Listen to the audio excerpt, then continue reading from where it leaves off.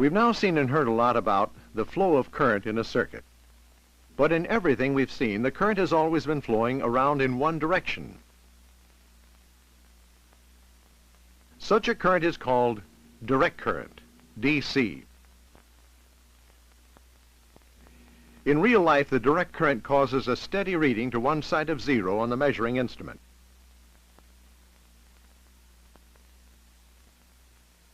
But current also exists in a different form in which the direction of the current goes first one way and then the other, and of course is called alternating current, AC.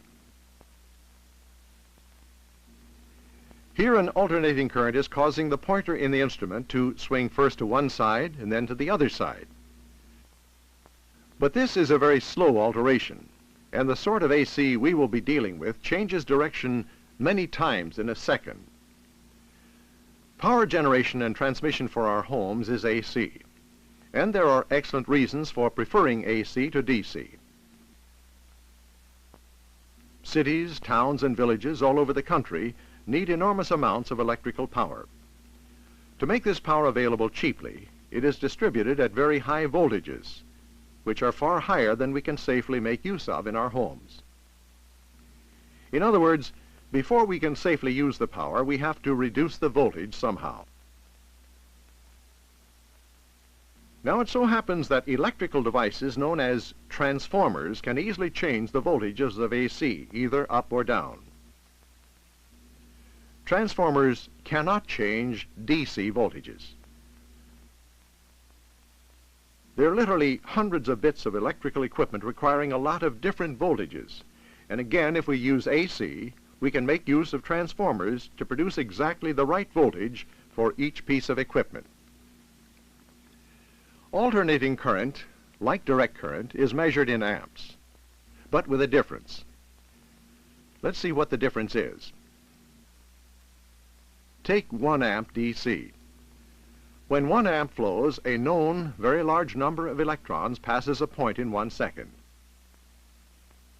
Well, it's the same for AC, except that the electrons flow past the point in one direction, then reverse and flow past in the other direction.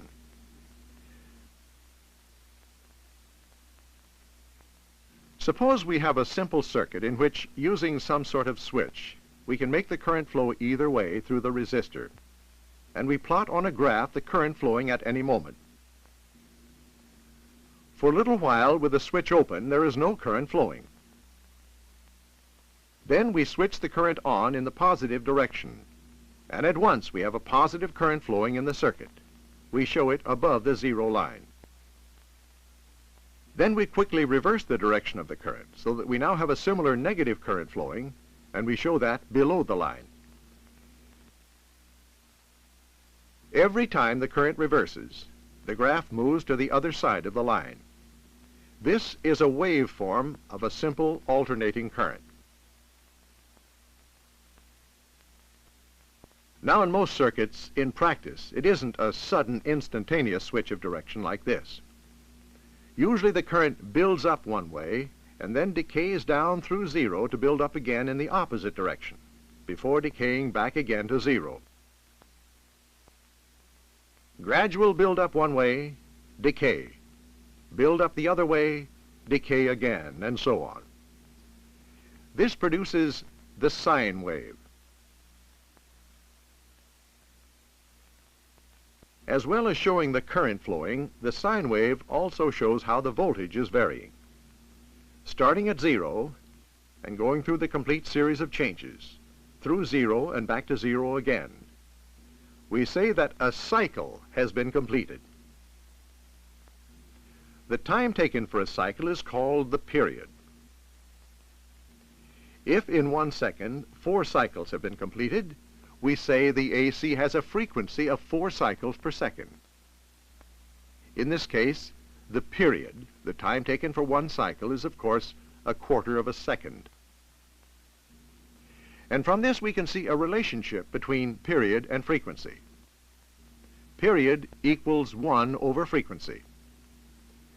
The 50-cycle AC of the British National Grid has a period of 1/50th of a second. Incidentally, instead of saying cycles per second, we use the name hertz. In the United States, all electricity is generated at 60 hertz.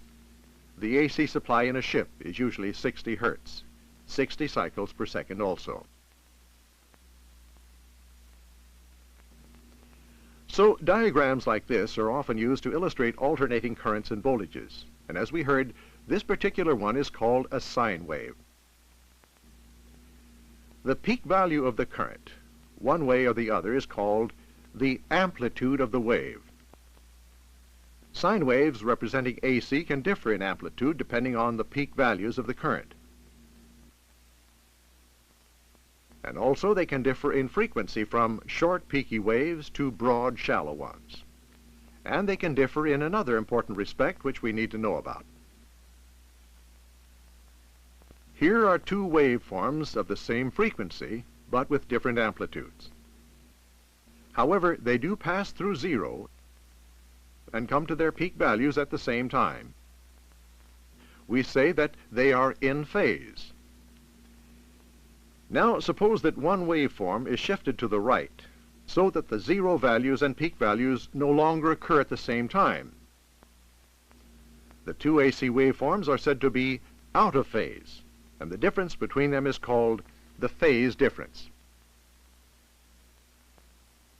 There's one final thing we must know about AC. Suppose the peak value of this AC is 1 amp. It is only 1 amp at 2 instants during the cycle. So it will not provide as much power as a direct current of 1 amp, which is at 1 amp all the time. Although the peak value of the AC is 1 amp, its effective value is considerably less than 1 amp. In fact, there's a formula for the effective value of the alternating currents or voltages.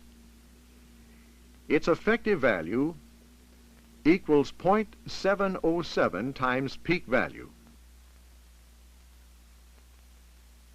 For example, an AC of peak value 10 amps has an effective value of only just over 7 amps.